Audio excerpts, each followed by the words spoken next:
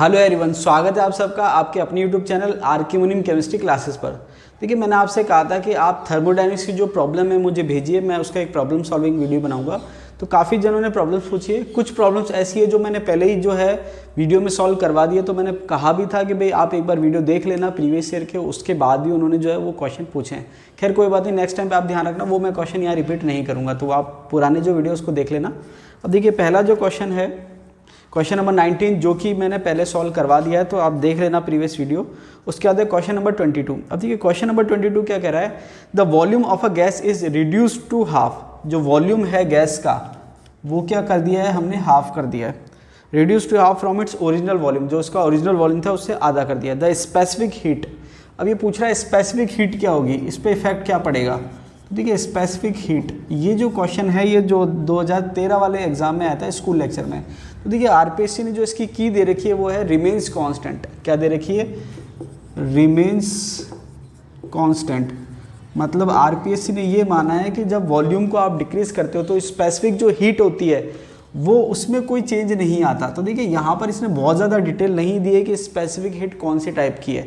एक होती है स्पेसिफिक हीट होती है, एक होती है मोलर स्पेसिफिक हीट। उसके बाद मोलर स्पेसिफिक हीट को हमने दो में डिवाइड करा था। तो यहाँ पर क्योंकि आरपीएससी ने क्वेश्चन में कोई मोलर का कोई कंसेप्ट नहीं दिया है, कांस्टेंट वॉल्यूम है, कांस्टेंट प्रेशर, कुछ भी हिंट नहीं दिया है, केवल ये कहा है स्पेसिफिक हीट। तो आप इसको ऐसे मान के चलिए कि स्पेसिफिक हीट एक कॉन्स्टेंट वैल्यू है। क्या है, कॉन्स्टेंट वैल्यू। और कॉन्स्टेंट वैल्यू जो है वो आप कोई पैरामीटर चेंज करें उससे वो चेंज नहीं होती, क्योंकि इसमें इंफॉर्मेशन आदि दे रखी है तो उसके अकॉर्डिंग ही हमको आंसर मानना पड़ेगा। ठीक है, तो ये आप याद कर सकते हैं कि अगर स्पेसिफिक हीट है, केवल कुछ भी मेंशन नहीं है, तो वहाँ पर उसकी वैल्यू कांस्टेंट आएगी, क्योंकि एक फिक्स डेटा होता है। क्या होता है, फिक्स डेटा। पैरामीटर चेंज करने से इसकी वैल्यू चेंज नहीं होती। समझ में आई बात। स्टैंडर्ड कंडीशन में, कोई स्पेसिफिक कंडीशन में कोई डेटा होता है तो वहाँ पर उस पर कोई चेंज नहीं आता। जैसे मान लीजिए, सिंपल मान लीजिए मैं कहूँ हीट ऑफ रिएक्शन, तो हीट ऑफ रिएक्शन अमाउंट पे डिपेंड कर जाएगी, भाई 1 मोल है या 2 मोल है या 3 मोल है।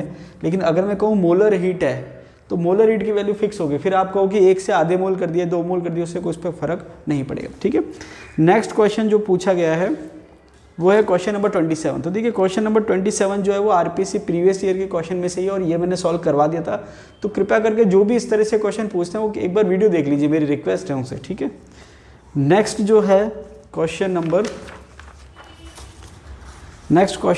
है 41। अब देखिए ये वाला क्वेश्चन भी जो है मैं वीडियो में सॉल्व करवा चुका हूँ, तो आप देख लेना। तो जो भी इस तरह से क्वेश्चन पूछ रहे हैं वो एक बार वीडियो ज़रूर देखिए।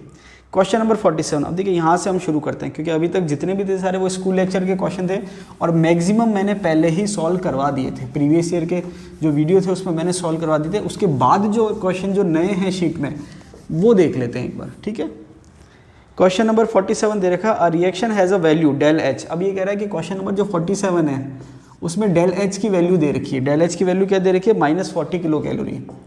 -40 किलो कैलोरी ये वैल्यू दे रखी है। आगे कह रहा है एट 400 केल्विन, टेम्परेचर दे रखा है इसमें 400 kelvin.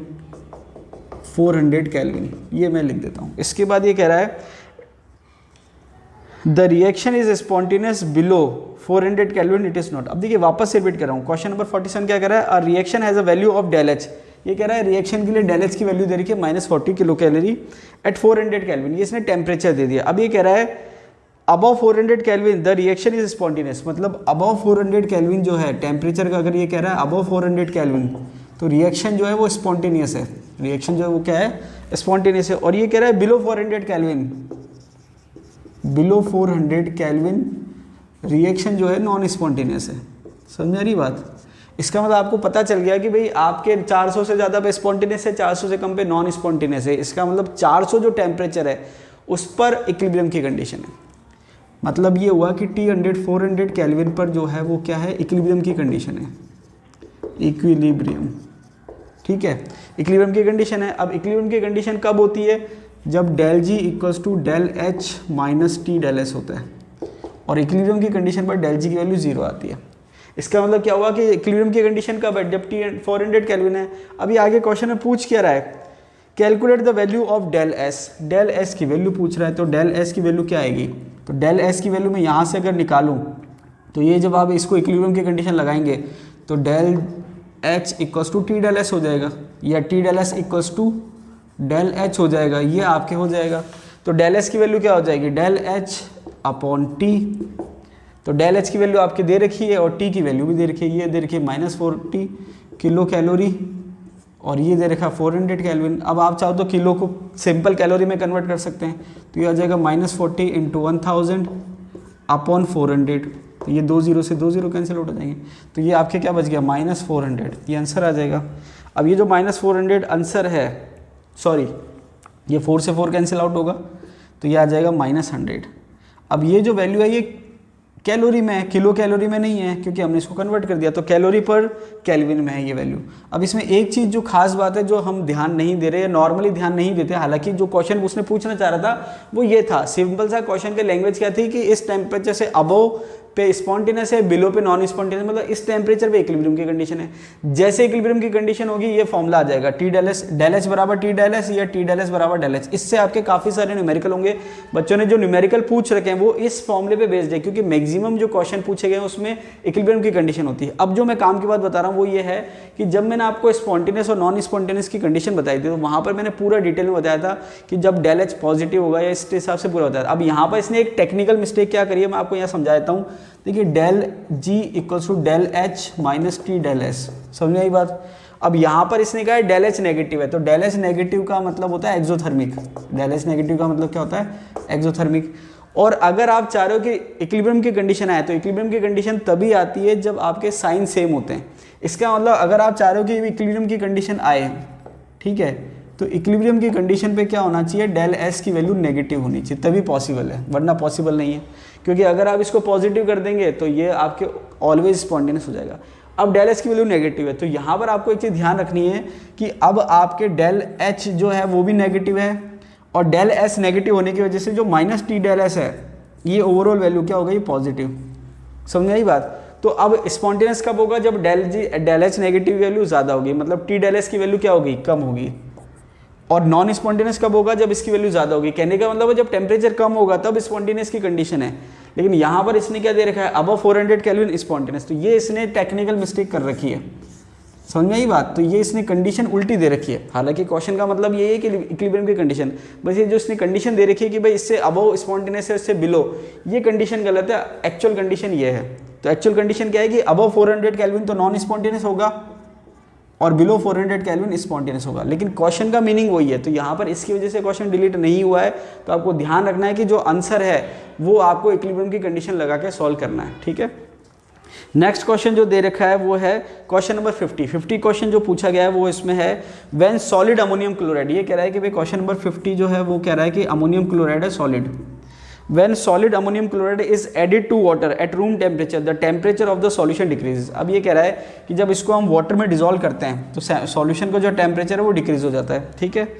Which of the following statement is true for the dissolution process। अब देखिए यहाँ पर आपको ध्यान रखना है कि भाई सॉल्यूशन का जो टेम्परेचर वो डिक्रीज हो रहा है। तो इसको कई बार क्या होता है, हमको कन्फ्यूजन हो जाता है। तो मैंने आपसे बता रखा है कि यहाँ पर आपके रिएक्शन हो रही है, तो अगर टेम्परेचर इंक्रीज हो रहा है तो एक्सोथर्मिक रिएक्शन होती है, और टेम्परेचर डिक्रीज हो रहा है तो एंडोथर्मिक रिएक्शन होती है। ये आपको ध्यान रखना है। इसको आप ऐसे ध्यान रख सकते हैं, जैसे मान लीजिए कि चूना जो होता है उसको जब हम घोलते हैं, कैल्शियम कार्बोनेट को जब वाटर में आप डिसॉल्व करते हो, जैसे आपने देखा होगा पुराने ज़माने में कली होती थी, तो जब आप कैल्शियम कार्बोनेट जो चूने का पत्थर होता है उसको जब आप पानी में घोलते थे तो वो एक्सोथर्मिक रिएक्शन है, और वो जो आपके वेसल होता था जिसमें भी आप घोलते थे वो गर्म हो जाता था। या आप सिंपल ऐसे देखिए कि जब आप कोई चीज़ जलाते हैं, कंबशन करते हैं, तो आसपास का एनवायरनमेंट गर्म हो जाता है। क्यों? क्योंकि हीट निकल रही है। तो कहने का मतलब क्या है कि एक्सोथर्मिक में रिएक्शन के दौरान हीट निकल रही है, और वो जो हीट निकल रही है वो कौन ले रहा है, सॉल्यूशन ले रहा है, तो उसका टेम्परेचर बढ़ जाएगा। और एंडोथर्मिक में जो हीट एब्जॉर्ब हो रही है वो कहाँ से हो रही है, सॉल्यूशन से हो रही है, तो वो सॉल्यूशन से हीट एब्जॉर्ब हो रही है तो उसका टेम्परेचर कम हो जाएगा। ये अगर आपको समझ में आ जाए तो अच्छी बात है, नहीं तो आप याद कर लीजिए। तो ये मैंने कंडीशन बता रखी है कि भाई अगर टेम्परेचर डिक्रीज हो रहा है तो मतलब एंडोथर्मिक रिएक्शन है। अब ये कह रहा है कौन सा स्टेटमेंट सही है।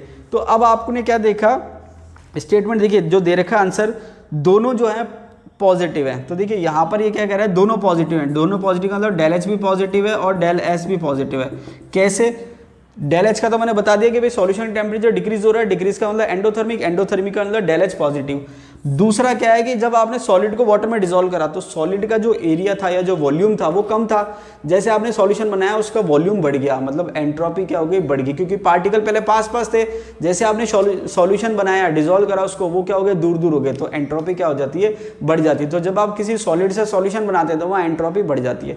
तो इस केस में एंट्रोपी भी बढ़ गई और एंथैल्पी भी बढ़ गई। अब देखिए नेक्स्ट क्वेश्चन जो दे रखा है वो है क्वेश्चन नंबर 51। अब 51 क्वेश्चन में क्या दे रखा है कि इथाइलिन का आप कंबशन कर रहे हो, C2H4 का क्या कर रहे हो, कंबशन, ऑक्सीजन से रिएक्शन हो रही है, क्या बन रहा है, कार्बन डाइऑक्साइड और वाटर।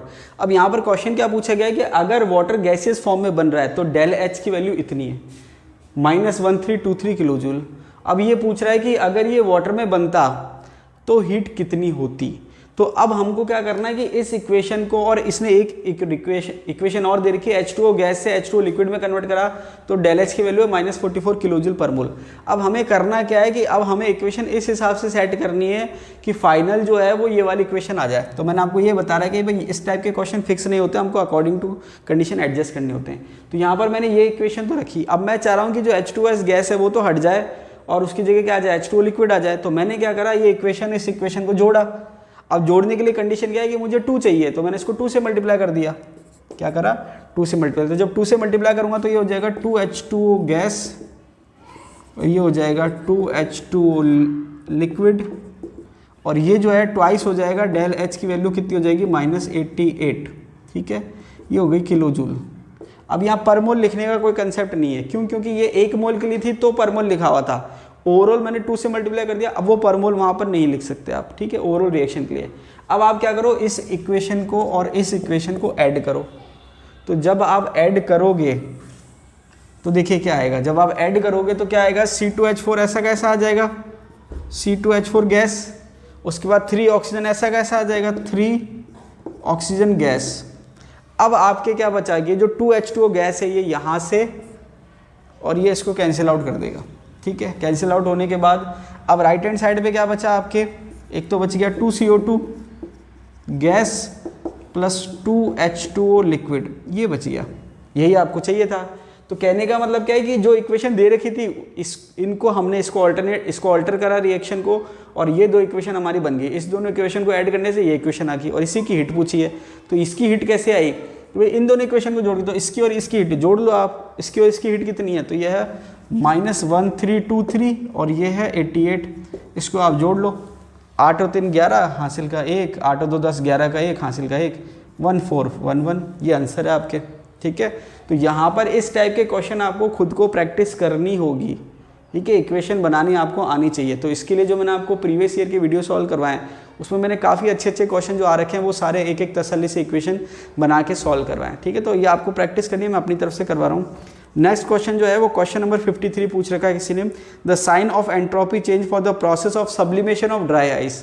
अब देखिए सब्लिमेशन ऑफ ड्राई आइस, तो यहाँ पर आपको पता होना चाहिए कि सब्लिमेशन क्या होता है और ड्राई आइस किसको कहते हैं। तो देखिए ड्राई आइस मैंने आपको सॉलिड स्टेट पढ़ाया, तो ड्राई आइस उसमें बताया था कि सॉलिड CO2 को ड्राई आइस कहते हैं। किसको कहते हैं, सॉलिड CO2 को। और अगर आपने थर्मो के मेरे वीडियो देखे हो तो सब्लिमेशन को हिंदी में कहते हैं उधरपातन। उधरपातन में होता क्या है कि सीधे सॉलिड से गैस बनती है। क्या होती है, सीधे सॉलिड से गैस बनती है। अब ये पूछ रहा है कि भाई इसमें एंट्रोपी चेंज क्या होगा। तो अब आप मुझे एक बात बताओ कि भाई उधरपातन में सॉलिड से गैस बन रही है, तो आपको बता रखा है एंट्रोपी का ऑर्डर क्या है, सॉलिड से ज़्यादा लिक्विड की, लिक्विड से ज़्यादा गैस की। अब ये नहीं भी देता तो भी बात एक ही थी। अब इसने दोनों कंडीशन दे रखी है। भाई अगर ये नहीं देता, केवल इतना देता तो भी आंसर आ जाता है, क्योंकि सॉलिड से गैस बन रही है। और ये नहीं देगा, ये देगा, तो ड्राई आइस को जब आप गर्म करोगे तो सीधे क्या होती है, गैस बनती है, एंट्रोपी बढ़ जाएगी। सिंपल क्वेश्चन है। Question number 56, entropy change is negative for which one of the following. ये कह रहा है कि किसके लिए एंट्रोपी चेंज जो होगा, डेल एस जो होगा वो क्या होगा, नेगेटिव होगा। ऑप्शन पढ़ देता हूँ। पहला ऑप्शन है phase transition that convert a solid liquid, solid into liquid. तो सॉलिड से लिक्विड बनेगा अगर, तो एंट्रोपी बढ़ेगी, कोई दिक्कत ही नहीं है। दूसरा है reactant that increase the number of gases molecule. तो यहाँ पर मैंने आपको बता रखा है del H equals to del E plus del NG/RT, ये एक तो फॉर्मूला दे रखा है। इसके अलावा ये भी बता रखा है कि अगर रिएक्शन में गैसेज मॉलिक्यूल बढ़ेंगे तो गैसेज मॉलिक्यूल बढ़ेंगे तो आपकी एंट्रोपी बढ़ेगी, और गैसेज मॉलिक्यूल कम होंगे तो एंट्रोपी कम हो जाएगी। नंबर ऑफ गैसेज मॉलिक्यूल पर डिपेंड करता है। उसके बाद थर्ड है lowering the temperature of a substance. तो ये कह रहा है टेम्परेचर कम होने पर क्या होगा। तो यहाँ पर ये कह रहा है entropy changes negative for which one of the following process. तो यहाँ पर बढ़ रही है गैसेज मॉलिक्यूल बढ़ेंगे तो बढ़ेगी, लेकिन यहाँ पर जब आप टेम्परेचर कम करोगे तो एंट्रोपी कम होगी। क्यों? क्योंकि आपको पता है 0 केल्विन पर एंट्रोपी 0 होती है, और जैसे जैसे आप टेम्परेचर बढ़ाते हो एंट्रोपी बढ़ती है। तो ये तो सिंपल सा स्टेटमेंट है कि भाई टेम्परेचर कम होगा तो एंट्रोपी कम होगी, टेम्परेचर बढ़ेगा तो एंट्रोपी बढ़ेगी। फोर्थ है डिसोल्यूशन ऑफ मॉलिकुलर सॉलिड। अभी थोड़ी देर पहले हमने अमोनियम क्लोराइड का देखा कि अगर आप सॉलिड को डिसॉल्व करते हो, एक्वा सॉल्यूशन बनाते हो, तो एंट्रोपी बढ़ती है। तो यहाँ पर आपको सीधा सा ध्यान रखना है कि अगर आप टेम्परेचर बढ़ाओगे तो एंट्रोपी बढ़ेगी, टेम्परेचर घटाओगे तो एंट्रोपी घटेगी। ठीक है। अब देखिए नेक्स्ट क्वेश्चन जो है वो है 58। जहाँ तक मुझे ध्यान आ रहा है या तो ये क्वेश्चन एज इट इज़ या इससे मिलता जुलता क्वेश्चन मैंने जो है पहले सॉल्व करवा रखा है, फिर भी मैं दोबारा सॉल्व करवा देता हूँ। अब देखिए यहाँ पर क्या दे रखा है, लैंग्वेज दे रखी है, enthalpy of combustion of carbon and carbon monoxide. तो यहाँ पर जो है कार्बन का कंबशन और कार्बन मोनोऑक्साइड की जो कंबशन हीट है वो दे रखी है, एंथैल्पी ऑफ कंबशन दे रखी है किसकी, कार्बन की और कार्बन मोनोऑक्साइड की। वैल्यू क्या है -393.5 और यहाँ है -283। आगे क्या कह रहा है, enthalpy of formation of carbon monoxide, ये पूछा है। तो यहाँ पर इसने कोई इक्वेशन दी नहीं है, इसने लैंग्वेज दी है। और लैंग्वेज से आपको इक्वेशन कैसे बनानी आनी चाहिए, जब आप थर्मोकेमिस्ट्री का मेरा वीडियो देखेंगे वहाँ पर आपको समझ में आ जाएगा कि इक्वेशन कैसे बनानी है। तो कंबशन का मतलब क्या होता है, जब आप उसको ऑक्सीजन से रिएक्शन करा के उसका कंबशन कर रहे हैं। तो यहाँ पर कंबशन ऑफ कार्बन की इक्वेशन क्या बनेगी, ये इक्वेशन दे नहीं रखी है, मैंने बनाई है। ठीक है, carbon plus oxygen gives carbon dioxide. समझ में आई बात, क्योंकि कार्बन का कंबशन कराना है, कंबशन कर लो ऑक्सीजन से रिएक्शन करा के उसका फाइनल प्रोडक्ट बनाना है। इसके बाद ये कह रहा है कार्बन मोनोऑक्साइड का कंबशन। तो कार्बन मोनोऑक्साइड का कंबशन का मतलब रिएक्टेंट में कार्बन मोनोऑक्साइड है, उसका आप ऑक्सीजन से रिएक्शन करा के फाइनल प्रोडक्ट क्या बना रहे हैं, CO2। इसकी वैल्यू कितनी दे रखी है 393.5 और इसकी कितनी दे रखी है -283। यूनिट दे रखी है किलो जूल पर मोल। अब ये पूछ रहा है कि enthalpy of formation of carbon monoxide. तो कार्बन मोनोऑक्साइड के जब फॉर्मेशन की बात करेंगे तो carbon plus half oxygen gives carbon monoxide, balance reaction लिखी है मैंने, और यहाँ पर जो ΔH है वो हमको निकालनी है। डिफरेंशिएट करने के लिए मैंने 1 2 3 असाइन कर दिए। अब यहाँ पर आप ध्यान रखना कि कई बार क्या होता है कि दो डेफिनेशन एक साथ कंबाइंड हो जाती है, मतलब आपके दो हीट है वो एक जैसी इक्वेशन बन जाती है, लेकिन ऐसा जरूरी नहीं है कि वो सेम हो। यहाँ पर आपको जो डेफिनेशन है कि भाई एंथैल्पी ऑफ फॉर्मेशन का मतलब क्या है, कंबशन का मतलब क्या है, वो आपको ध्यान रखना है। कंबशन का मतलब क्या होता है कि जैसे आप किसी का भी कंबशन करवा रहे हैं, जैसे खास करके कार्बन की कोई स्पीसीज है तो इसका लास्ट प्रोडक्ट जो होता है वो कार्बन डाइऑक्साइड होता है। कंबशन का मतलब कंप्लीट ऑक्सीडेशन। कंबशन में और ऑक्सीडेशन में ये डिफरेंस है, ऑक्सीडेशन में वो किसी भी लेवल तक ऑक्सीडेशन हो सकता है, लेकिन कंबशन में रेंज नहीं है, फिक्स प्रोडक्ट है वह यही बनेगा। अब जैसे कार्बन का अगर आप कंबशन कराओगे तो कार्बन डाइऑक्साइड ही बनेगा, कार्बन मोनोऑक्साइड का कराओगे तो भी कार्बन डाइऑक्साइड बनेगा।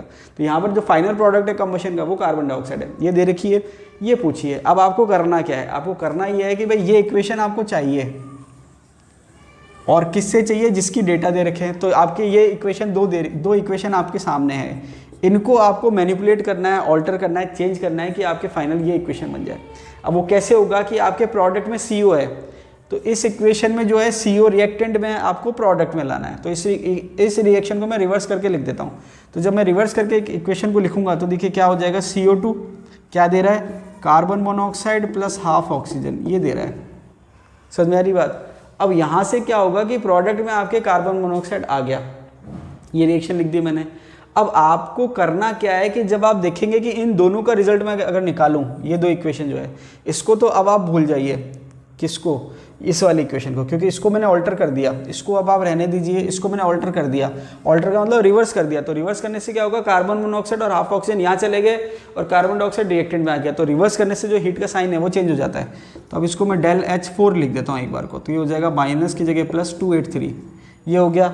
अब आपको क्या करना है, आपको ये चेक करना है कि इन दोनों का जब रिजल्ट मैं निकाल रहा हूं तो उससे फाइनल इक्वेशन ये वाली बन रही है नहीं बन रही है। आपको चेंज ही इस हिसाब से करना था। तो अब आपने क्या करा, इस इक्वेशन को और इस इक्वेशन को आप क्या करेंगे, ऐड करेंगे। तो ये वाली इक्वेशन मैं नीचे वापस से लिखूं अगर, तो ये हो गया carbon plus oxygen gives carbon dioxide, और ये है ΔH1 जिसकी वैल्यू है -393.5। अब आप इसको ऐड करके देखिए, ऐड करके आप देखेंगे तो आप क्या देखेंगे, कार्बन डाइऑक्साइड से कार्बन डाइऑक्साइड कैंसिल आउट हो गया। अब आपके बच क्या रहा है, तो आपके बच क्या रहा है, कार्बन बच रहा है प्लस ऑक्सीजन। अब यहाँ पर ऑक्सीजन 1 है और यहाँ ऑक्सीजन हाफ है, तो 1 में से आधा कैंसिल आउट हो जाएगा, तो बचेगा क्या, हाफ ऑक्सीजन। तो ये हाफ ऑक्सीजन बच गया। अब आपके फाइनल प्रोडक्ट में क्या बच रहा है, कार्बन मोनोऑक्साइड। क्या बच रहा है, कार्बन मोनोऑक्साइड। ये आपने देख लिया। अब इन दोनों का आप रिजल्टेंट निकालेंगे। तो रिजल्टेंट जब निकालेंगे तो देखिए -393.5 + 283.0। तो माइनस वाली वैल्यू बड़ी है तो उसमें से आप माइनस करेंगे, तो ये हो गया 0.5, ये 0 आ गया, ये आपके 1 आ गया, ये आपके 1, तो ये हो गया -110.5। जहाँ तक मुझे याद आ रहा है ये क्वेश्चन मैं आपको पहले सॉल्व करवा चुका हूँ। अब देखिए नेक्स्ट जो क्वेश्चन पूछा है वो है क्वेश्चन नंबर 62, यहाँ लिख देता हूँ क्वेश्चन नंबर 62। अब देखिए 62 जो क्वेश्चन है वो मैक्सवेल रिलेशनशिप पे डिपेंड है।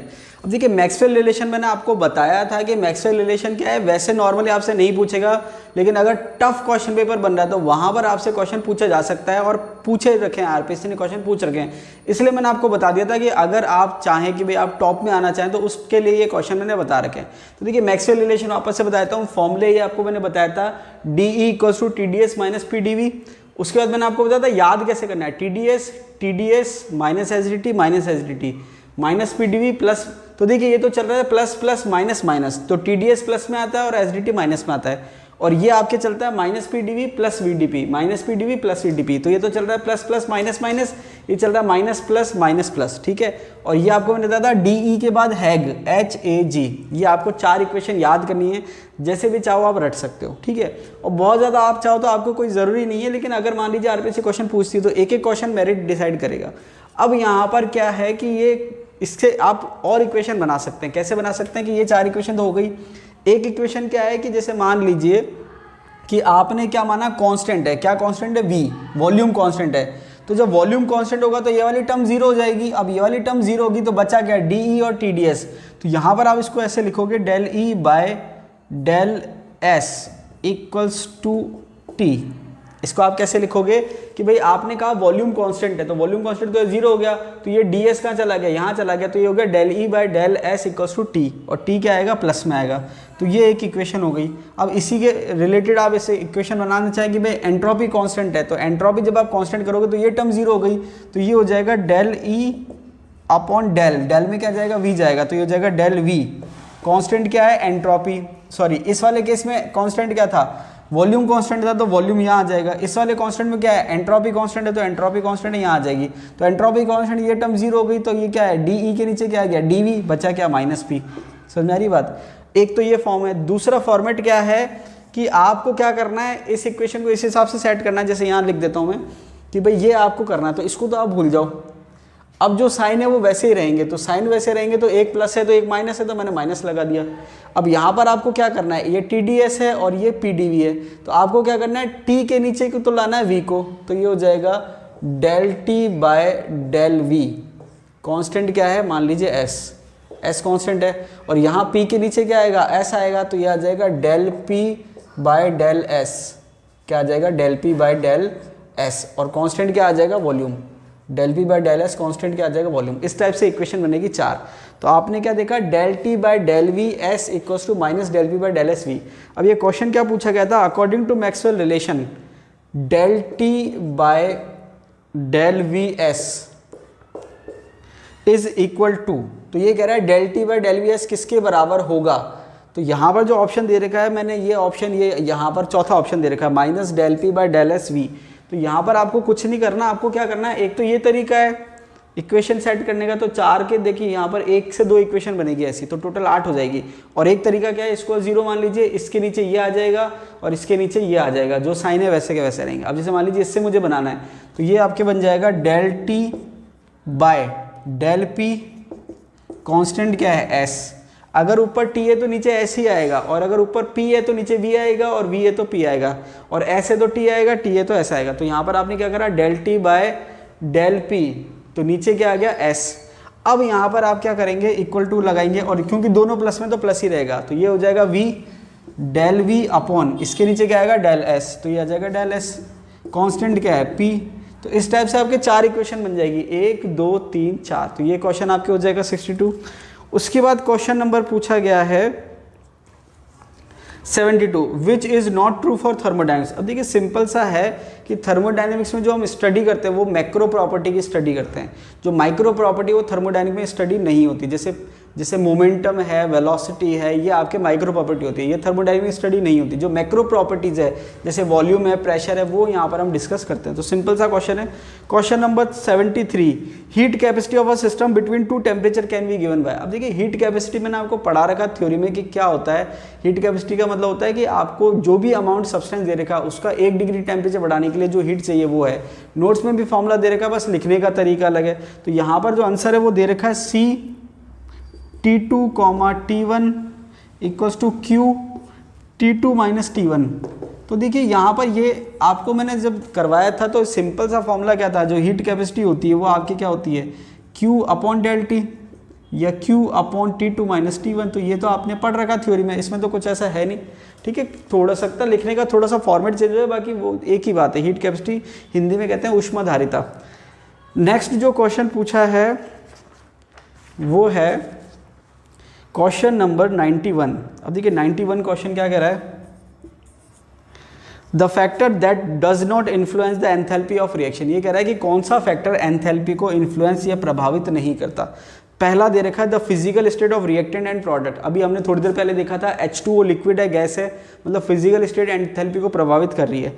दूसरा है टेम्परेचर, टेम्परेचर पे एंथैल्पी डिपेंड करती है। तीसरा है प्रेशर और वॉल्यूम, तो प्रेशर और वॉल्यूम पे भी एंथैल्पी डिपेंड करती है। लास्ट दे रखा है the method by which the final product are obtained, कि जो मेथड है उस पर फाइनल प्रोडक्ट पे उस पर एंथैल्पी डिपेंड नहीं करती। तो इसको आप हेस लॉ से भी समझ सकते हैं।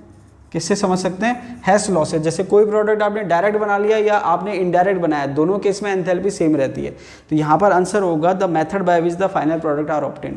किसी भी मेथड से आप ऑब्टेन करेंगे, हीट चेंज में या एंथैल्पी में कोई डिफरेंस नहीं आएगा। ठीक है, question number 92 for the reaction. एक रिएक्शन दे रखी है, यहाँ लिख देता हूँ।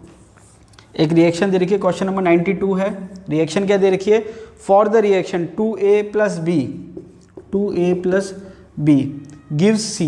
ये इसने कोई इक्वेशन दे रखी है, उसके लिए डेल H की जो वैल्यू है वो यहाँ लिख देता हूँ। डेल H की वैल्यू दे रखी है इसने 100 किलो जूल पर मोल, ये इसने वैल्यू दे रखी है। ठीक है, इसके लिए, इस इक्वेशन के लिए। और ये कह रहा है कि जो डेल S की वैल्यू है वो दे रखी है। डेल S की वैल्यू क्या दे रखी है, यहाँ लिख देता हूँ। डेल S की वैल्यू दे रखी है 0.05 किलो जूल पर केल्विन पर मोल, ये इसने वैल्यू दे रखी है। Assuming del H and del S to be constant over the temperature at which the reaction would be at equilibrium।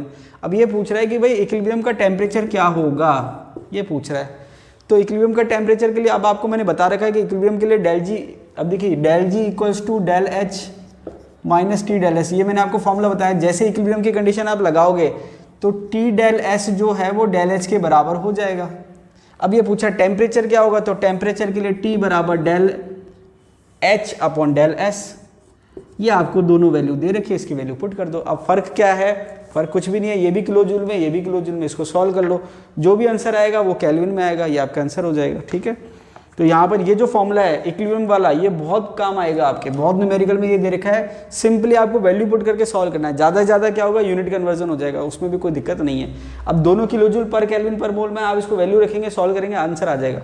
जैसे ये आपकी वैल्यू रखी 0.5 हटाया तो ये आपके इंटू 100 हो गया, इसको आप सॉल्व कर लो। ठीक है, आंसर आ जाएगा। अब देखिए नेक्स्ट क्वेश्चन दे रखा है 93। क्वेश्चन नंबर क्या है, 93। क्या दे रखा है, based on the value of del G nought. ये कह रहा है डेल जी नॉट की वैल्यू दे रखी है, उसके आधार पर आपको बताना है identify the system with highest value of equilibrium constant. तो ये कह रहा है कि डेल जी की वैल्यू क्या होगी जिसके लिए इक्विलिब्रियम कांस्टेंट की वैल्यू हाईएस्ट हो। अब ऑप्शन एक बार देख लेते हैं। ऑप्शन दे रखे हैं -100, -50, 0 और +100। ठीक है, अब आप इसको ऐसे देखिए कि आपको क्या चाहिए कि इक्विलिब्रियम कांस्टेंट की वैल्यू हाईएस्ट चाहिए। अब अगर मैं ऑप्शन रख के देखूँ तो पहले वाले में -100 है, तो जब मैं -100 रखूँगा तो एक माइनस पहले से है, तो पहले वाले ऑप्शन में ओवरऑल वैल्यू हो जाएगी +100। दूसरे वाले में माइनस माइनस प्लस हो गया, ओवरऑल वैल्यू हो जाएगी 50। तीसरे वाले में 0 रखेंगे, 0 रहेगा। चौथे वाले में प्लस का क्या हो जाएगा, माइनस हो जाएगा। तो ये जो आपके लेफ्ट हैंड साइड आ गया वो ये 4 वैल्यू आ गई और इक्वल्स टू लिखा हुआ RT ln K। तो अब आप देखेंगे कि K की वैल्यू अगर ज़्यादा होगी तो यहाँ पर इनमें से कौन सी वैल्यू आएगी, ये वाली वैल्यू आएगी। इसका मतलब आंसर जो है वो कौन सा सही है, -100। तो कहने का मतलब ये हुआ कि अगर डेल जी की वैल्यू प्लस में ज़्यादा होगी तो ln K की वैल्यू कम हो जाएगी क्योंकि ये माइनस में बढ़ जाएगा। तो आपको अगर K ज़्यादा चाहिए तो डेल जी की वैल्यू कम से कम होनी चाहिए। कम से कम का मतलब प्लस में तो कम और माइनस में ज़्यादा। इसका मतलब क्या है कि प्लस में तो कम होनी चाहिए और माइनस में ज़्यादा होनी चाहिए, एक ही बात है। पॉजिटिव अगर है तो वैल्यू कम और नेगेटिव अगर है तो वैल्यू ज़्यादा। तो यहाँ पर नेगेटिव वैल्यू ज़्यादा होगी तो के की वैल्यू ज़्यादा होगी। ये आपके 3-4 क्वेश्चन दे रखे हैं शीट में। जब आप नोट्स देखोगे तो थ्योरी के लास्ट में ये फॉर्मूला दे रखा है -∇G0 = RT ln K। तो यहाँ से आप इसको सॉल्व कर सकते हैं। मतलब आपको यहाँ पर कंसेप्ट लगाना है कि भाई रीजनिंग है एक तरह से कि भाई अगर आपके ∇G पॉजिटिव की वैल्यू बढ़ेगी ओवरऑल नेगेटिव बढ़ेगी तो वहाँ वैल्यू कम हो जाएगी। ठीक है, नेक्स्ट क्वेश्चन जो दे रखा है question number 94, Ag2O gives 2Ag + ½ oxygen. ये कह रहा है कि कोई रिएक्शन है इसमें Ag2O जो है वो दे रहा है 2Ag + ½ ऑक्सीजन। ठीक है, आगे कह रहा है at a certain temperature is found to be this, which one of the following statement is correct at this temperature? Silver oxide decomposes to give silver and oxygen। तो यहाँ पर ये कह रहा है कि ∇G की वैल्यू इसने दे रखी है, इस रिएक्शन के लिए ∇G की वैल्यू दे रखी है, कितनी दे रखी है -10.0 किलोजूल पर मोल। तो ये कह रहा है कि कौन सा स्टेटमेंट सही है। Silver oxide decomposes to give silver and oxygen. तो ये जो रिएक्शन है इसी को इसने लैंग्वेज में कह दिया कि जो सिल्वर ऑक्साइड है वो डिकम्पोज होगा सिल्वर में और ऑक्सीजन में। तो ये स्टेटमेंट सही है या गलत है वो हम कैसे आइडिया लगाएंगे कि जो ∇G की वैल्यू वो नेगेटिव है, इसका मतलब ये स्पॉन्टेनियस प्रोसेस है। तो ये स्टेटमेंट सही हो जाएगा। समझ में आ रही बात कि ∇G की वैल्यू नेगेटिव मतलब ये रिएक्शन सही है, ये रिएक्शन होगी फिजिबल होगी। तो ये आपके लैंग्वेज में दे रखा है। नेक्स्ट क्वेश्चन दे रखा है question number 95, for the process to occur under adiabatic condition the correct condition is. अब देखिए ये क्वेश्चन जिसने भी पूछा है मैं नाम नहीं लेना चाहूँगा, लेकिन अब आप अगर ये क्वेश्चन पूछेंगे कि एडियाबेटिक की कंडीशन क्या है तो उसका तो मैं क्या कर सकता हूँ। यहाँ पर ये मैंने आपको थ्योरी में 4-5 बार बता दिया और जो प्रीवियस ईयर के वीडियो थे उसमें 4-5 बार बता दिया। अगर उसके बाद अगर आप ये क्वेश्चन पूछते हैं तो इसका मतलब आपको सोचने की ज़रूरत है कि आपको फर्स्ट ग्रेड की तैयारी करनी चाहिए या नहीं करनी चाहिए।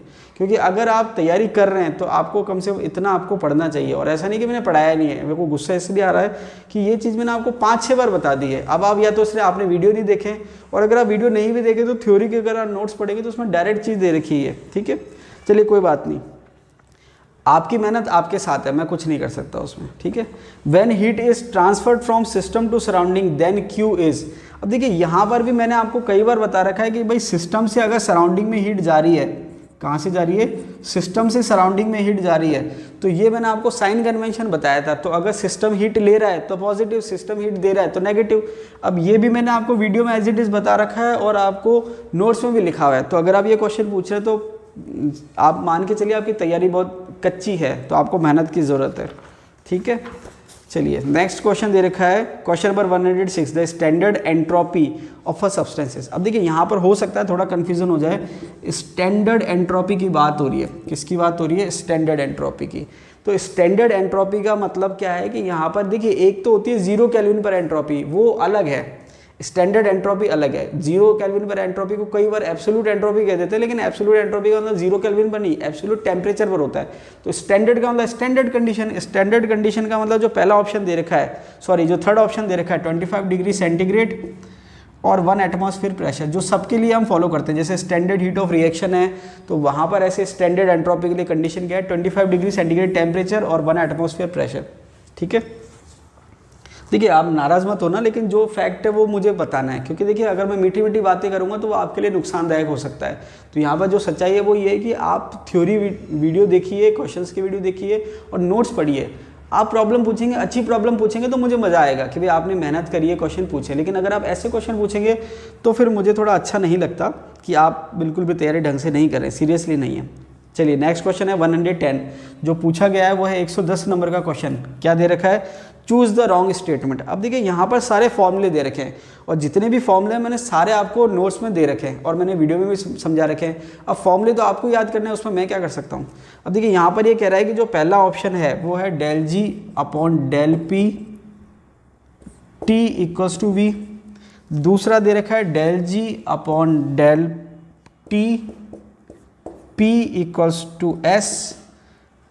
इसके बाद और भी दे रखे हैं, ये दे रखा है ∇S/∇V T = ∇P/∇TV। और ये दे रखा है आपके लास्ट में ∇G/T, ये ब्रैकेट क्लोज, और ये है ∇TP = h upon T square. अब देखिए यहाँ पर आप देखेंगे तो ये चीज़ें आपको नोट्स में मिल जाएगी, ये नोट्स में मिल जाएगा आपको, ठीक है। माइनस ये गिब्स हेल्महोल्ट्ज इक्वेशन का टाइप है, मैंने आपको बताया था 2-3 तरह के फॉर्मूले होते हैं, तो ये आपके 3 फॉर्मूले दे रखे होते हैं नोट्स में, आपको मैंने तीनों लिखवा रखे हैं, ये तो आपको पता चल गया, सही है। अब अगर आप देखेंगे तो ये जो मैंने आपको बताया था गिब्स हेल्महोल्ट्ज इक्वेशन के लिए, तो यहाँ पर ये मैंने बताया था कि ये माइनस साइन आता है, क्या आता है माइनस साइन, जो कि प्लस दे रखा है, तो इसलिए ये स्टेटमेंट गलत हो गया। बाकी आप देखेंगे तो जो मैंने आपको अभी मैक्सवेल रिलेशन बताया उससे आप सॉल्व करके आसानी से निकाल सकते हैं, तो ये आप उससे कर लेना, ठीक है। मैंने आपको बता दिया कैसे सॉल्व करना है। तो ये 2 रिलेशन तो मैक्सवेल से आ जाएंगे, ये मैंने आपको डायरेक्ट गिब्स हेल्महोल्ट्ज के फॉर्मूले नोट्स में दे रखे हैं, और ये भी दे रखा है, बस ये है कि आपने माइनस की जगह प्लस दे रखा है, तो ये गलत हो जाएगा। नेक्स्ट क्वेश्चन जो है वो है 112 नंबर। अब देखिए 112 नंबर जो क्वेश्चन है उसकी हिंट भी मैंने आपको नोट्स में दे रखी है, उसके डेटा दे रखे हैं। क्वेश्चन क्या है, out of heat of vaporisation of water and heat of fusion of ice the relationship is. अब जब मैंने आपको डेटा दे दिया कि भाई वेपराइजेशन का डेटा इतना है और फ्यूजन का डेटा इतना है, तो वहाँ पर आपको यही तो देखना है कौन सा डेटा ज़्यादा है कौन सा कम है। तो ये तो डेटा बेस्ड क्वेश्चन है, मैंने आपको बता दिया है। आप हिंट देखेंगे ना, हिंट जो मैंने आपको नोट्स दिए उसमें हिंट में दे रखा है कि डेटा ये है। अब कौन सा डेटा ज़्यादा है वो आपको पता चल जाएगा। तो हीट ऑफ वेपराइजेशन ज़्यादा है किससे, हीट ऑफ फ्यूजन से। नेक्स्ट क्वेश्चन है क्वेश्चन नंबर 113, 113 नंबर का क्वेश्चन है। क्या कह रहा है, a Carnot engine working between 127 degree centigrade. ये हम यहाँ पर लिख लेते हैं 127 डिग्री सेंटीग्रेड दे रखा है टेम्परेचर, और दूसरा टेम्परेचर है 527 डिग्री सेंटीग्रेड। ये 2 टेम्परेचर दे रखे हैं, ठीक है। कार्नोट इंजन की बात हो रही है। Absorb 750 joule heat from high temperature source. अब ये कह रहा है 750 जूल जो है ये हीट एब्जॉर्ब कर रहा है हाई टेम्परेचर सोर्स से। अब ये कह रहा है एफिशिएंसी क्या होगी, एफिशिएंसी पूछ रहा है। अब देखिए यहाँ पर आपको 750 की कोई नीड नहीं है, ये जहाँ तक मुझे याद आ रहा है, क्योंकि एक्चुअली नेट बंदे तो मैं देख नहीं पाया प्रीवियस ईयर के वीडियो, और मेरे पास इतना टाइम नहीं है कि मैं दोबारा अपने खुद के वीडियो देखूँ। तो जहाँ तक मुझे ध्यान आ रहा है ये मैंने आपको क्वेश्चन सॉल्व करवाया, वापस से बताता हूँ, इसकी कोई नीड नहीं है, इस क्वेश्चन में इसकी कोई नीड नहीं है। अब आपको जो है वो क्या चाहिए, डेल टी अपॉन, या आप इसको लिख सकते हैं T2 minus T1 upon T2। अब यहाँ पर ध्यान रखना कि अलग अलग बुक में क्या होता है, कई बार T1 minus T2 upon T1 मिल जाएगा। तो मैंने आपसे क्या कहा, नोटेशन का मतलब क्या है, तो जो आपके नीचे आता है वो होता है सोर्स। क्या होता है, सोर्स। तो अगर वो नोटेशन चेंज कर दे तो मतलब तो वही रहेगा, नीचे सोर्स का टेम्परेचर और ऊपर सोर्स का माइनस सिंक का टेम्परेचर। अब यहाँ पर जब आप इसको 273 जोड़ेंगे, 273 क्यों, क्योंकि डिग्री सेंटीग्रेड में दे रखा है, आपको केल्विन में कन्वर्ट करना है। तो जब आप इसमें 273 जोड़ेंगे तो देखिए कितना हो जाएगा, ये 400 केल्विन, और इसमें जब आप जोड़ेंगे तो ये हो जाएगा 800 केल्विन। तो अब जब आप 800 में से 400 माइनस करेंगे तो कितना आएगा, 800 माइनस 400 डिवाइडेड बाय 800। तो यहाँ पर आपके आएगा 800 माइनस 400 कितना हो गया, 400 डिवाइडेड बाय 800। तो ये आपके आ गया 0.55 मतलब 50%, इंटू 100 करेंगे तो 50% आ जाएगा, ठीक है। तो यहाँ पर आपके जो 750 जूल है उसकी कोई नीड नहीं है, 2 टेम्परेचर दे रखे हैं, बस आपको उसको केल्विन में कन्वर्ट करना है। आगे दे रखा है question number 115, which of the following relation is not true for gives energy. अब देखिए ये भी सारे आपको मैंने जो फॉर्मूले नोट्स में दे रखे हैं, तो आप उसको याद कर लेना, उससे आपको पता चल जाएगा कि कौन सा सही है कौन सा गलत है, इसमें समझाने लायक कुछ भी नहीं है, ठीक है।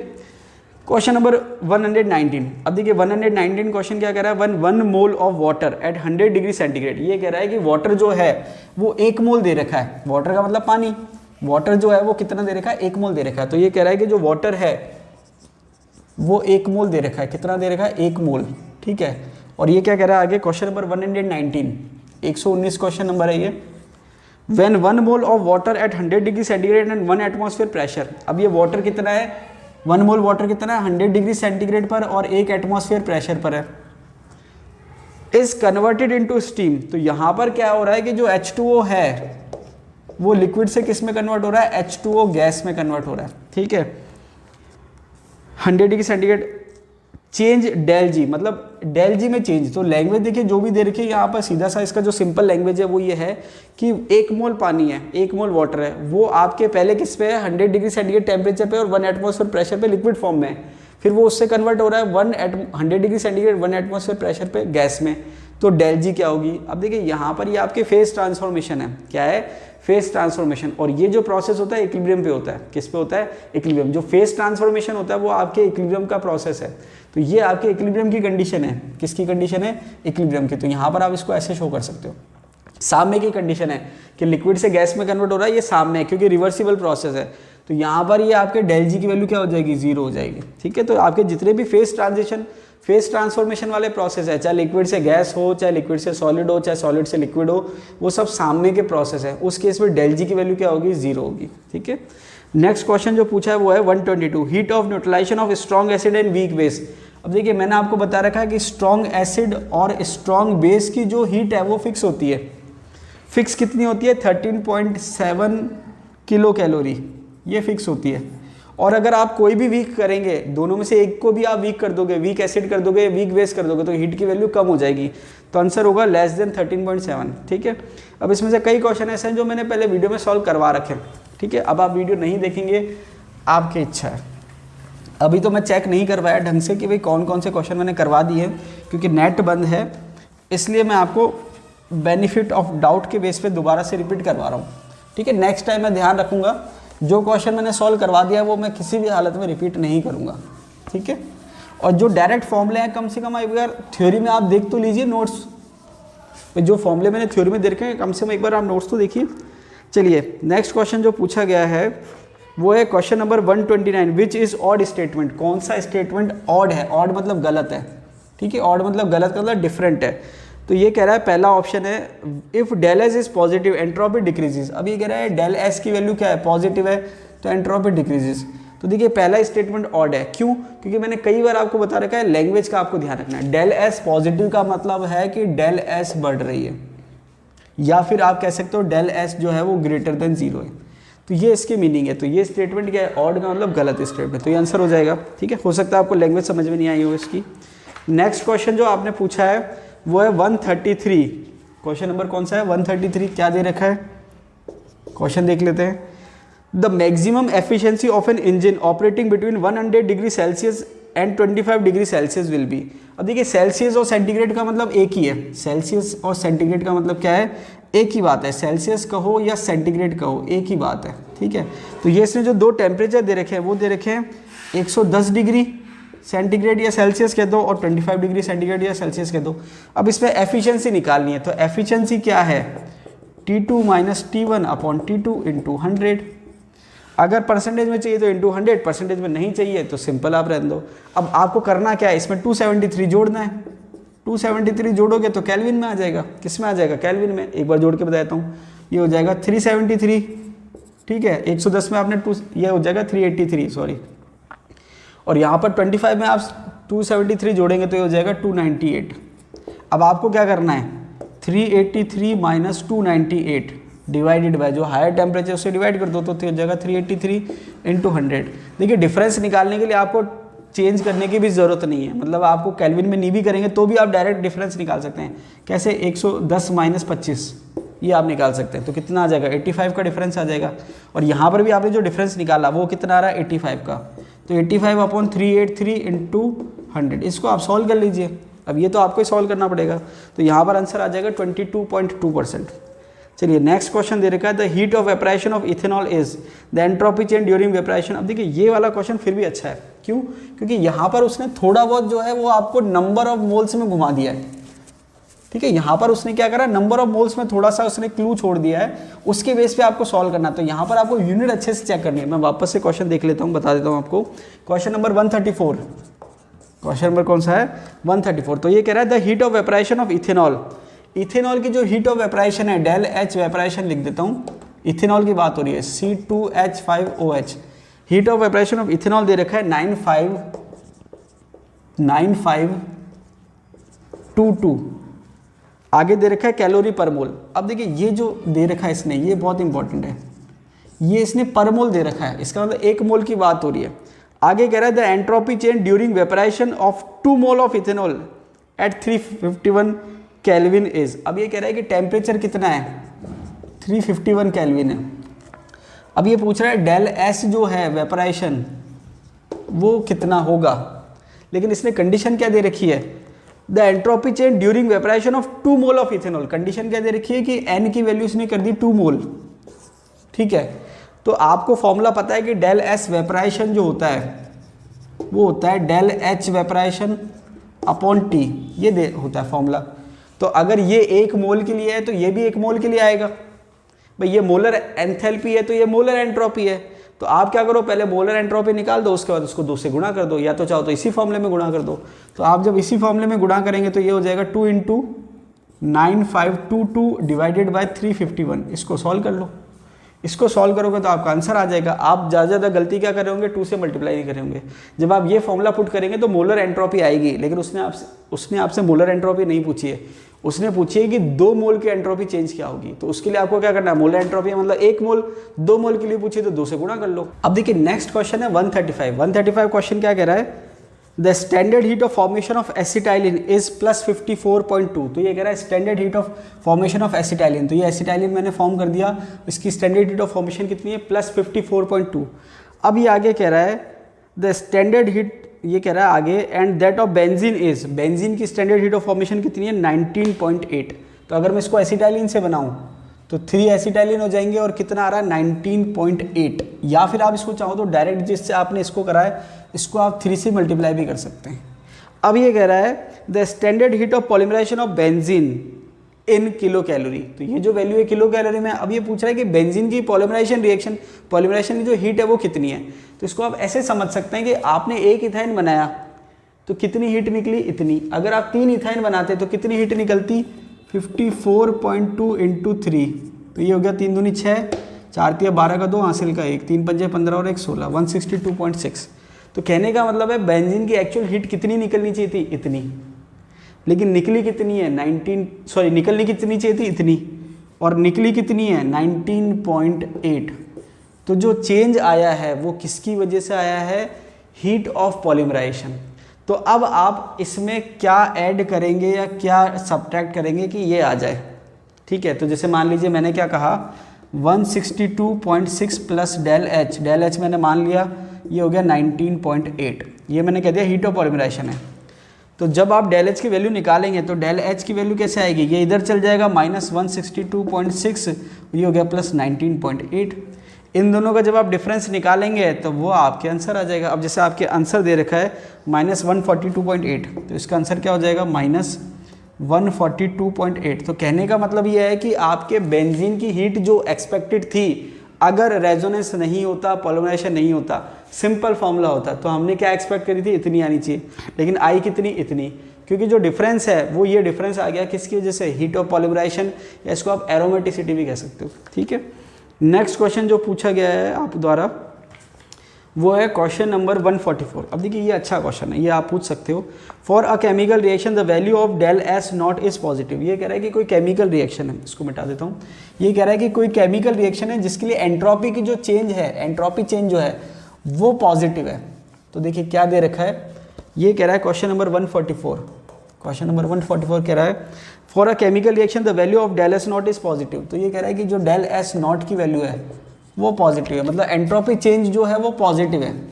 अब आगे ये कह रहा है the value of its equilibrium constant Kp will increase on. तो ये पूछ रहा है कि Kp जो है वो कब बढ़ेगा, Kp की वैल्यू कब बढ़ेगी। अब यहाँ पर देखिए ये जो रिलेशन है, ये डायरेक्ट क्वेश्चन सॉल्व करना आसान नहीं है क्योंकि हमें फॉर्मूला पता नहीं है। फॉर्मूला अगर आप देखेंगे तो नोट्स के मैंने एंड में दे रखा है, लेकिन वो डायरेक्ट फॉर्मूला नहीं है, आपको फॉर्मूले 2-3 मिक्स करने पड़ेंगे। तो देखिए जो मैंने नोट्स में दे रखा है वो फॉर्मूला मैंने यहाँ लिख रखा है बोर्ड पे, -∆G0 = RT-ln K। ये मैंने आपको अभी थोड़ी देर पहले ही बता दिया। अब देखिए ये फॉर्मूला क्योंकि थोड़ा एक्स्ट्रा लगता है कि हमें काम में नहीं आता, लेकिन आरपीएससी ने इस पर खूब क्वेश्चन पूछ रखे हैं। हो सकता है स्कूल लेक्चर में ना पूछे हों, अदर एग्जाम में खूब पूछ रखे हैं, इसलिए मैंने इसको इंक्लूड कर दिया। तो यहाँ पर आप देखेंगे कि ∆G0 -∆G0 = RT-ln K होता है। और अगर मैं सिंपल कहूँ कि ∆G0 जो होता है वो होता है ∆G = ∆H - T∆S, ये रिलेशन होता है। और अभी हमने थोड़ी देर पहले देखा था कि अगर ∆G0 की वैल्यू कम होगी तो आपके K की वैल्यू क्या होगी, बढ़ेगी। या फिर अगर मैं कहूँ कि जो अगर ∆G की वैल्यू नेगेटिव में बढ़ेगी, नेगेटिव में अगर बढ़ती है, मतलब एक तो ओवरऑल मैं कहूँ तो कम होनी चाहिए तो K की वैल्यू बढ़ेगी, और अगर ∆G की वैल्यू नेगेटिव में बढ़ती है तो K की वैल्यू बढ़ेगी। दोनों ऑप्शन है। अब इसने कह दिया कि ∆S की वैल्यू पॉजिटिव है, तो अब आप इससे एक चीज़ तो समझ सकते हैं कि ∆S की वैल्यू अगर पॉजिटिव है तो ये हो गया, और इसकी जो ओवरऑल टर्म है फॉर्मूले में वो क्या बता रही है, नेगेटिव को, क्योंकि अगर नेगेटिव होता तो नेगेटिव पॉजिटिव हो जाते हैं। तो T∆S जो है ओवरऑल नेगेटिव आ रहा है। अब इसका जो ऑप्शन है decreasing temperature, decreasing pressure, increasing temperature, तो यहाँ पर अगर आप इस कंडीशन में टेम्परेचर को बढ़ाते हैं तो टी डेल एस बढ़ेगा, और टी डेल एस बढ़ेगा क्योंकि डेल एस पॉजिटिव है, तो जो नेगेटिव वैल्यू है टी डेल एस की नेगेटिव वैल्यू बढ़ेगी, और नेगेटिव वैल्यू बढ़ेगी तो डेल जी नेगेटिव बढ़ेगा, और डेल जी नेगेटिव बढ़ेगा तो के की वैल्यू बढ़ेगी। तो यहाँ पर यह है कि टेम्परेचर जो है वो बढ़ेगा तो आपके के पी की वैल्यू बढ़ेगी, ये आपके इसका आंसर ये है। ठीक है, समझ में आई बात। तो टेम्परेचर बढ़ेगा तो टी डेल एस बढ़ेगा, टी डेल एस बढ़ेगा क्योंकि डेल एस पॉजिटिव तो नेगेटिव में वैल्यू बढ़ेगी, और डेल जी की वैल्यू नेगेटिव में बढ़ेगी तो के पी की वैल्यू बढ़ेगी। ठीक है, चलिए नेक्स्ट क्वेश्चन दे रखा है 149 में क्या कह रहा है, for melting of NaCl the heat required is this. तो ये कह रहा है NaCl को आप मेल्ट कर रहे हो, क्या कर रहे हो, NaCl को आप मेल्ट कर रहे हो। ठीक है, अब ये कह रहा है for melting of NaCl the heat required is, heat required जो है वो दे रखी है, तो हीट रिक्वायर्ड जो है वो है डेल एच ऑफ फ्यूज़न, ये दे रखा है। ये कितनी दे रखी है, लिख देता हूँ मैं 30.5 किलोजूल पर मोल, ये वैल्यू दे रखी है। ठीक है, आगे कह रहा है and the entropy increases by, entropy की जो इंक्रीज हो रहा है वो दे रखा है, डेल एस फ्यूज़न कितना दे रखा है 28.3, ये दे रखा है जूल में, जूल पर मोल पर केल्विन। तो एक चीज़ तो क्लियर होगी, दोनों मोलर वैल्यू दे रखी है, ये भी पर मोल है, ये भी पर मोल है, ये किलो जूल में है और ये सिंपल जूल में। अब ये पूछ रहा है कि भाई the melting point of NaCl is, melting point पूछ रहा है, तो मेल्टिंग पॉइंट पूछ रहा है तो टेम्परेचर आपको पता है del H equals to T del S, या फिर आप इसको लिख सकते हैं, देखिए आपको मैंने बता रखा है कि डेल जो आपको नोट्स में मिलेंगे या डायरेक्ट बता रखा है del S of fusion equals to del H of fusion upon T, ये लिखवा रखा है। टी भी कौन सा है, मेल्टिंग पॉइंट है, तो अब आपको क्या करना है, टी चाहिए तो टी क्या हो जाएगा del H upon del S, value रख दीजिए। अब फर्क ये होगा कि जो भी आंसर आएगा वो केल्विन में आएगा। पहली बात तो आपको क्या करना है, यूनिट कन्वर्जन करना है, ये किलो जूल में है तो आप इसको 1000 से मल्टीप्लाई कर दीजिए तो ये जूल में हो जाएगा, ये भी जूल में हो गया, ये भी जूल में हो गया, तब आप इसको आसानी से सॉल्व कर लीजिए। जो आंसर आएगा केल्विन में आएगा, लेकिन ऑप्शन में आपके केल्विन में नहीं दे रखा है, तो जो भी आंसर आएगा आप उसको डिग्री सेंटीग्रेड में कर लीजिए। ठीक है, चलिए नेक्स्ट क्वेश्चन दे रखा है 1 mole of an ideal gas is allowed to expand from 10 atmosphere. अब ये कह रहा है कि भाई क्वेश्चन नंबर 150, क्वेश्चन नंबर ये कह रहा है कि 1 mole of an ideal gas की जो वैल्यू है, मतलब अमाउंट है वो कितना है, 1 मोल है, आइडियल गैस है, is allowed to expand from 10 atmosphere to 1 atmosphere pressure. तो ये क्या हो रहा है, एक्सपेंड हो रही है गैस, क्या हो रही है, एक्सपेंड हो रही है। ठीक है, प्रेशर क्या है, प्रेशर P1 जो है वो कितना है आपके 10 एटमॉस्फेयर, और जो प्रेशर P2 है मतलब बाद का वो है वो 1 एटमॉस्फेयर। देखिए जब एक्सपेंशन होता है तो वॉल्यूम जो होता है बढ़ता है, प्रेशर जो होता है डिक्रीज होता है। तो पहले का प्रेशर था 10 एटमॉस्फेयर, बाद का हो गया 1 एटमॉस्फेयर।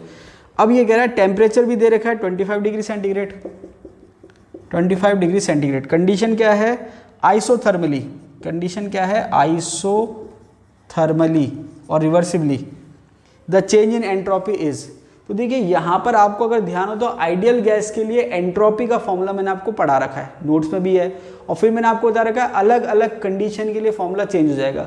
तो आरपीसी क्या करती है, नॉर्मली तो फॉर्मूला पूछती है, तो वो भी आपको याद रखना है। और यहाँ पर इसने न्यूमेरिकल पूछ लिया, तो न्यूमेरिकल के लिए देखिए मैंने फॉर्मूला यहाँ लिख रखा है, ये फॉर्मूला आपके लगेगा आइसोथर्मल की कंडीशन के लिए। तो अगर आपको फॉर्मूला याद है तो आप न्यूमेरिकल कर सकते हैं, नहीं याद है तो फिर आपको छोड़ना पड़ेगा। तो देखिए फॉर्मूला क्या है, del S equal to 2.303 n R log P1/P2। अब आपके 2.303 तो दे रखा है एज इट इज। अब एन की वैल्यू कितनी है, मोल कितना है, 1 मोल, तो एन की वैल्यू 1 रख दीजिए। आर की वैल्यू आपको दे रखी है, तो देखिए एंट्रोपी की आप एक बार यूनिट चेक कर लीजिए, यूनिट जो है मोल पर केल्विन में है, तो यहाँ पर आप जो है आर की वैल्यू लीजिए जूल में, किस में लीजिए, जूल में। तो यहाँ पर आपके आंसर आ जाएगा। अब देखिए यहाँ पर ये कह रहा है जूल पर मोल पर केल्विन में यूनिट है, तो आपको आर की वैल्यू जूल वाली रखनी है, जूल वाली का मतलब 8.314 वाली, ठीक है, क्योंकि जो ऑप्शन है वो जूल के अकॉर्डिंग है। तो आपने आर की वैल्यू रख दी, अब लॉग P1/P2, तो P1 की वैल्यू 10 है, P2 की वैल्यू 1 है, तो 10/1 लॉग 10 की वैल्यू 1 आती है, तो ये हट जाएगा।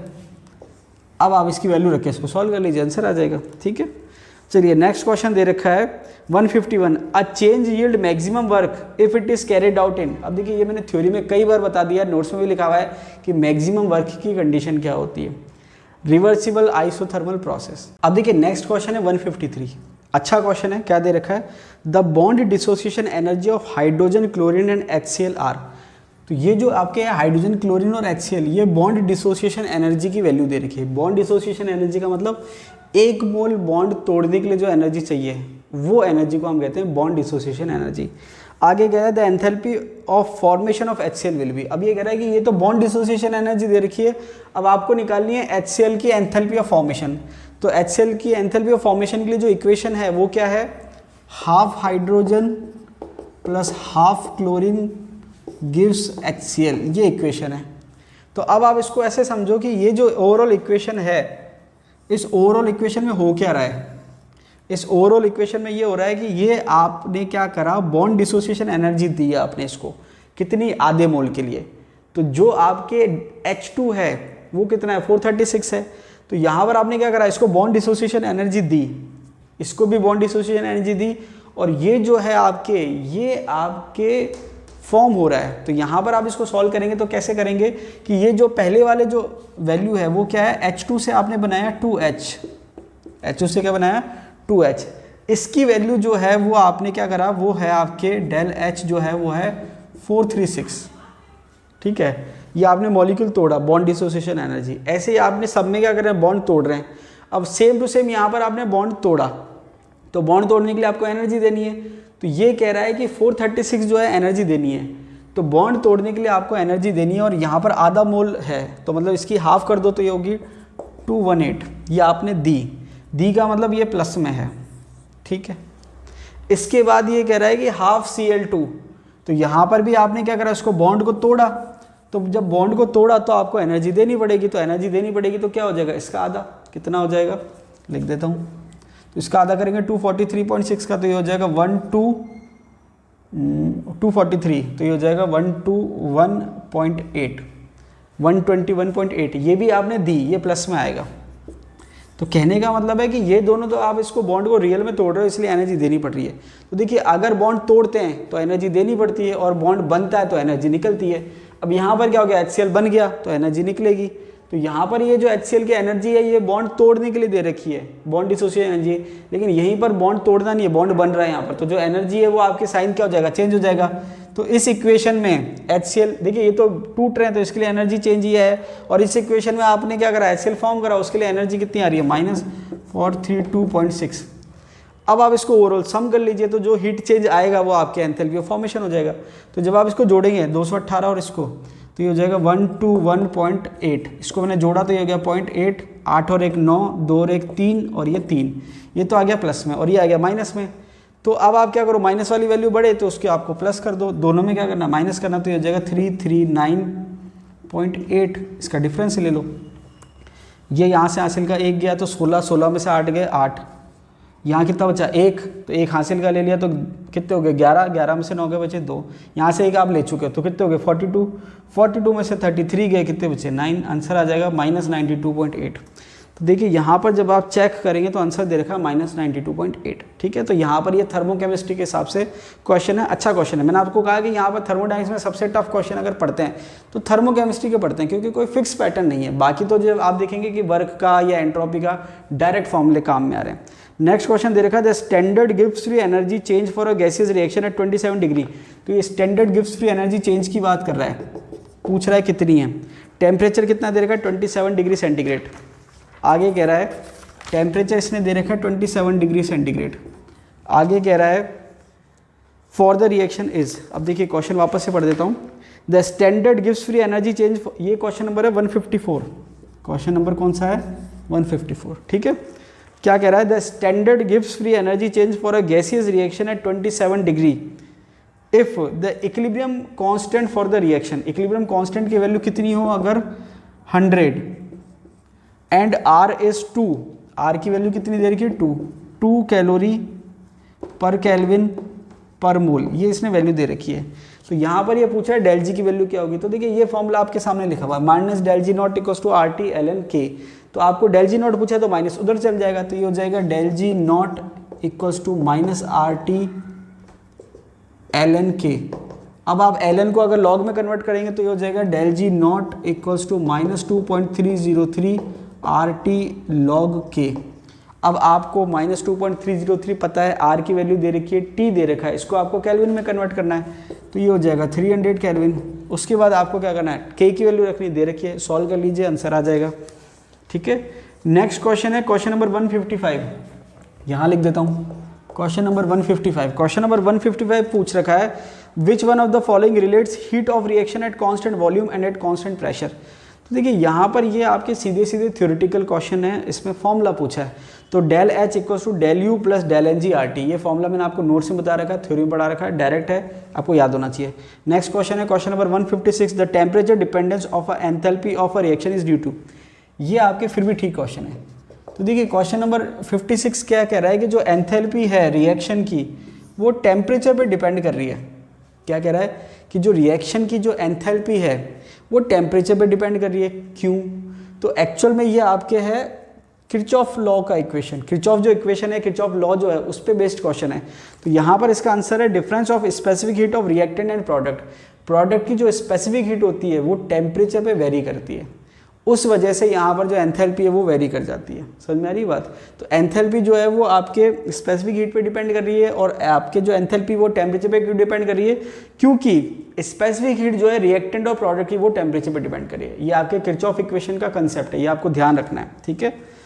क्वेश्चन नंबर 158 क्या कह रहा है for the relation. Question number 158 क्या कह रहा है, यहाँ लिख देता हूँ question number 158, the relationship between entropy and thermodynamic probability. तो देख थर्मोडायनेमिक प्रोबेबिलिटी के लिए मैंने आपको बता रखा है S equals to K L N W, S equals to K L N W, ये फॉर्मूला मैंने आपको लिखवा रखा है।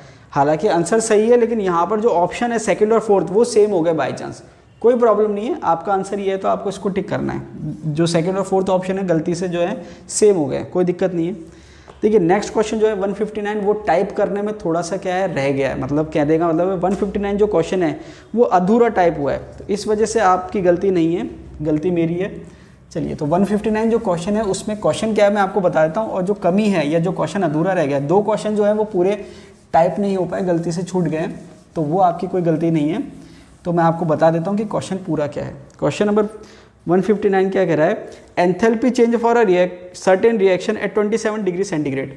तो ये पूछा है एंथैल्पी चेंज पूछ रहा है, ये टेम्परेचर कितना दे रखा है इसने 27 डिग्री सेंटीग्रेड। आगे क्या कह रहा है,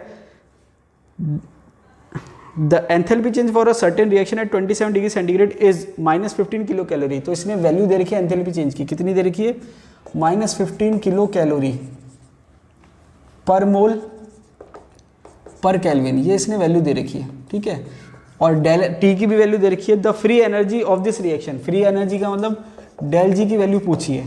अब यहाँ पर इसने एंट्रोपी की वैल्यू देना मैं भूल गया, एंट्रोपी की वैल्यू आप लिख लीजिए, डेल एस की वैल्यू जो है वो है 1 × 10⁻⁻² किलो कैलोरी पर मोल पर केल्विन। ये वैल्यू जो है एंट्रोपी की ये आप ऐड कर लीजिए। अब आपको कुछ नहीं करना है, del G equals to del H minus T del S, ये वैल्यू रख के सॉल्व करना है। डेल एच की वैल्यू दे रखी है, टी की वैल्यू दे रखी है, डेल एस की वैल्यू दे रखी है, इसको आप रखिए और आंसर सॉल्व कर लीजिए, आंसर आ जाएगा आपके, ठीक है।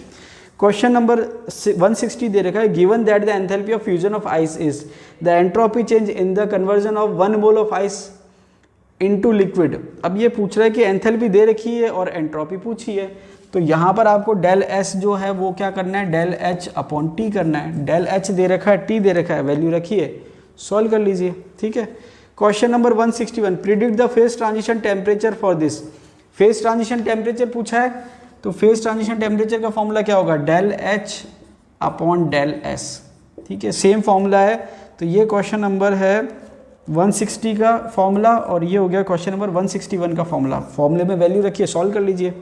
Question number 162, 1 mole of an ideal gas expand isothermally and reversibly at 27 degree centigrade from a volume 2.28 metre cube to 22.8 metre cube, calculate the work done. तो देखिए यहाँ फॉर्मूला दे रखा है, ये वाला ये फॉर्मूला दे रखा है, इसमें वैल्यू रखी है, इसको सॉल्व कर लीजिए, आंसर आ जाएगा, ठीक है। नेक्स्ट क्वेश्चन दे रखा है, a drug use to treat hypertension undergo decomposition to give an insoluble product. Spelling mistake है, करेक्शन कर लेना, insoluble product. Calculate the temperature above which the decomposition reaction become spontaneous if the enthalpy of the reaction at 298 Kelvin is 51 kilojoule per mole, the entropy of the reaction। अब देखिए यहाँ पर ये कह रहा है कि इतनी लैंग्वेज देख के आप डर गए होंगे, लैंग्वेज बहुत ज़्यादा इंपॉर्टेंट नहीं है, ये कह रहा है कि किस टेम्परेचर पर रिएक्शन स्पॉन्टेनियस होगी।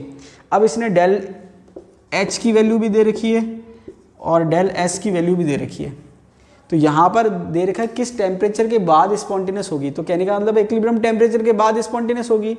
तो आपको इक्विलिब्रियम की कंडीशन लगाएंगे तो क्या हो जाएगा, T बराबर del H upon del S हो जाएगा, क्योंकि स्पॉन्टेनियस के लिए क्या है, del G equals to del H minus T del S होता है, और जैसे आप इक्विलिब्रियम की कंडीशन लगाएंगे डेल जी जीरो हो जाएगा।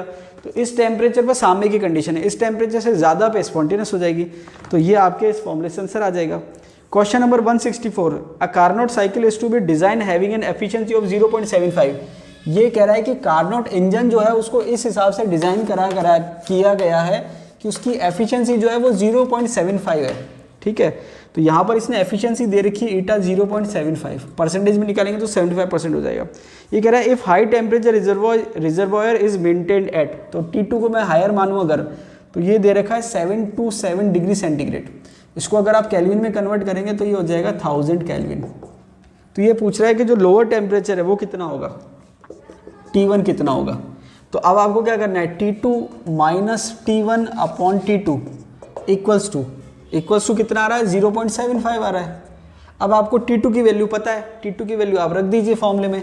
तो जब आप T2 की वैल्यू रखेंगे तो देखिए T2 कितना है, ये 1000 है, 1000 minus T1 upon 1000 equals to 0.75। तो ये आपके 1000 यहाँ मल्टीप्लाई होगा तो देखिए क्या बचेगा, 1000 माइनस T1 इक्वल्स टू, तो ये आपके हो जाएगा 750। तो आप 1000 में से कितना माइनस करेंगे कि 750 बच जाए, तो आप माइनस करेंगे 250, तो आंसर हो गया 250 केल्विन। आंसर क्या हो जाएगा, 250 केल्विन। समझ में आ रही बात। अब यहाँ पर मज़ेदार बात यह है कि आपके केल्विन में ऑप्शन नहीं दे रखे, तो आपको क्या करना पड़ेगा, उसको डिग्री सेंटीग्रेड में कन्वर्ट करना है। डिग्री सेंटीग्रेड में कन्वर्ट करने के लिए आपको 273 माइनस करना पड़ेगा। तो 250 में से 273 माइनस कर दीजिए, तो जो भी वैल्यू आएगी वो आंसर हो जाएगा। समझ में आ रही बात। तो इसका आंसर हो जाएगा -23 डिग्री सेंटीग्रेड। नेक्स्ट जो क्वेश्चन है, based on the value of standard free energy given below find out. ये रिपीटेड क्वेश्चन है, ये 2 बार रिपीट हो गया शीट में। अब नेक्स्ट क्वेश्चन है 166, Hess law is related to. तो देखिए हैश लॉ अगर आपने थोड़ा सा भी वीडियो देखा हो, नोट्स देखे हो, तो हैश लॉ क्या बताता है कि आप अगर कोई प्रोसेस कर रहे हैं, थर्मोडायनेमिक प्रोसेस कर रहे हैं, तो चाहे आप एक स्टेप में करें, चाहे 2 स्टेप में करें, चाहे कोई सा भी पाथ रखें, जो आपके एंथैल्पी चेंज होता है वो फिक्स रहता है, ठीक है। तो इसका आंसर दे रखा है energy changes in a chemical process. ये तो केवल पूछा है किससे रिलेटेड है, ठीक है, तो ये एनर्जी चेंजेस से रिलेटेड है। अब देखिए नेक्स्ट क्वेश्चन दे रखा है 170। अब देखिए 170 जो है अच्छा क्वेश्चन है, क्योंकि यहाँ पर 2 फॉर्मूले एक साथ काम आएंगे। तो क्या दे रखा है, a perfect Carnot engine work between 227 degree centigrade and 127 degree centigrade. तो एक टेम्परेचर दे रखा है 227 डिग्री सेंटीग्रेड और एक दे रखा है 127 डिग्री सेंटीग्रेड। तो इसको अगर आप केल्विन में कन्वर्ट करेंगे तो देखिए केल्विन में आप कन्वर्ट करेंगे तो 273 जोड़ दें, तो इसमें जब आप जोड़ेंगे तो ये तो हो जाएगा 500 केल्विन, और इसमें 273 जोड़ेंगे तो ये हो जाएगा 400 केल्विन, ठीक है। इसके बाद ये कह रहा है कि जो वर्क है वो है आपके 100 जूल। तो ये पूछ रहा है सोर्स की हीट क्या होगी, Q2 आप कह सकते हैं। तो अगर आपको ध्यान हो तो जो एफिशिएंसी का फॉर्मूला होता है, यहाँ लिख देता हूँ, एफिशिएंसी का फॉर्मूला होता है, 2 फॉर्मूले बताए थे, W/Q2 और बताया था T2 माइनस T1/T2। आपको कुछ नहीं करना, आप वैल्यू रख दीजिए और सॉल्व कर लीजिए। तो जब आप वैल्यू रखेंगे तो मैंने क्या करा, W की जो वैल्यू है वो 100 रख दी, Q2 रख दिया, और ये T2 माइनस T1। तो 500 माइनस 400 करेंगे तो डायरेक्ट लिख देता हूँ 100। T2 माइनस T1 कितना हो गया 100, और अपॉन T2 का मतलब हायर टेम्परेचर, तो ये हो जाएगा 500। तो जब आप इसको देखेंगे तो ये 100 से 100 कैंसिल आउट हो गया, तो Q2 की वैल्यू क्या आ गई, 500 हो गई। Q2 की वैल्यू क्या हो गई, 500। तो जो आपके आंसर की है आप उसमें करेक्शन कर लेना। आंसर की में 400 दे रखा है, थर्ड ऑप्शन, उसमें आप करेक्शन कर लेना, और करेक्शन करने के बाद जो आंसर है वो हो जाएगा 500 जूल। समझ में आ रही बात। तो ये आपके करेक्शन हो जाएगा। तो यहाँ पर जो मैंने 2 फॉर्मूले बताए थे एफिशिएंसी के, वो दोनों फॉर्मूले काम आएंगे, ठीक है। नेक्स्ट क्वेश्चन जो आपने पूछा है वो है 172। देखिए 172 जो क्वेश्चन है वो थोड़ा सा क्या है, टाइप पूरा नहीं हुआ है, इस वजह से आपको दिक्कत आ रही है। तो 172 क्वेश्चन जो है उसमें एक्चुअल में इसने जो इक्वेशन दे रखी है वो दे रखी है, क्वेश्चन में बताता हूँ, फ्रॉम द फॉलोइंग इन्फॉर्मेशन। तो यहाँ पर ये कह रहा है फॉलोइंग इन्फॉर्मेशन, इसने क्वेश्चन दे रखा है, ये पूछा कि हीट कितनी होगी। तो इसने क्या करा, 2 की वैल्यू दे रखी है और तीसरे की इसने पूछी है। तो जो 2 की वैल्यू दे रखी है, तो 2 की जो वैल्यू दे रखी है कौन कौन सी, ऑक्सीजन गैस है, एटम है, प्लस इलेक्ट्रॉन। इलेक्ट्रॉन लेने के बाद ये बना रहा है ऑक्सीजन माइनस, O-, ये गैस है। इसकी हीट दे रखी है माइनस, इसकी जो हीट चेंज है वो है -141.4 किलोजूल पर मोल, ये इसने दे रखा है। दूसरी जो इक्वेशन है वो है O-G। तो पहले क्या देखिए, ये एक्चुअल में क्या है, एंथैल्पी, ये आपके इलेक्ट्रॉन एफिनिटी का कंसेप्ट है कि ऑक्सीजन ने एक इलेक्ट्रॉन लिया तो एनर्जी रिलीज करी, तो इसलिए एनर्जी जो है वो माइनस में है। दूसरी बार जब आप उसको इलेक्ट्रॉन जबरदस्ती देंगे तो वो आपके एनर्जी लेगा, तो यहाँ पर क्या होगा, O माइनस प्लस इलेक्ट्रॉन अगर आप करोगे तो ये एनर्जी लेगा, और एनर्जी जब लेगा तो ये बनेगा O2 माइनस, नीचे 2 नहीं है ऊपर 2 है, O2 माइनस गैस, और ये जो हीट आ रही है ये आ रही है प्लस 790.8 यूनिट सेम है किलो जूल पर मोल। तो ये तो इसने 2 इक्वेशन दी, क्वेश्चन पूरा टाइप नहीं हो पाया। अब ये तीसरे के लिए पूछ रहा है, तीसरे के लिए क्या पूछ रहा है कि ये जो ओवरऑल रिएक्शन है 2 ऑक्सीजन गैस प्लस 2 इलेक्ट्रॉन, ये इलेक्ट्रॉन है, गिव्स O, ये आपके ऑक्सीजन जो है एक ही एटम है, 2 नहीं है यहाँ पर, एक ऑक्सीजन एटम अगर 2 इलेक्ट्रॉन लेगा तो ये बनाएगा O2 माइनस। तो इसकी हीट चेंज क्या होगा, तो कहने का मतलब क्या करा, इसने पहले कहा कि एक ऑक्सीजन एटम ने एक इलेक्ट्रॉन लिया, हीट चेंज ये हुआ, फिर जो O माइनस बना उसने एक इलेक्ट्रॉन लिया, हीट चेंज ये हुआ। तो ये आप इसको हेस लॉ के हिसाब से देख सकते हैं। तो ये आपने क्या करा, 2 स्टेप में रिएक्शन कराई, अब यही रिएक्शन को ये एक ही स्टेप में शो कर रहा है कि एक ऑक्सीजन एटम ने 2 इलेक्ट्रॉन लिया और O2 माइनस बना लिया, तो फाइनल हीट चेंज क्या होगा। तो आप क्या करो, दोनों हीट का सम ले लो। तो जब आप दोनों हीट का सम लेंगे तो आपके आंसर आ जाएगा। आपको क्या करना है, प्लस 790.8 माइनस 141.4, इसको सॉल्व कर लीजिए। तो 8 में से 4 गए 4, 10 में से 1 गए 9, और यहाँ पर 1 है, 8 में से 4 गए 4, 7 में से 1 गए बचे 6, 649.4, ये आपके आंसर हो जाएगा। तो आपके आंसर यही दे रखा है। तो क्वेश्चन पूरा टाइप नहीं हुआ है, क्वेश्चन ये है, इलेक्ट्रॉन एफिनिटी का कंसेप्ट है। तो ये आपके थर्मोडायनेमिक्स कंप्लीट हो गया।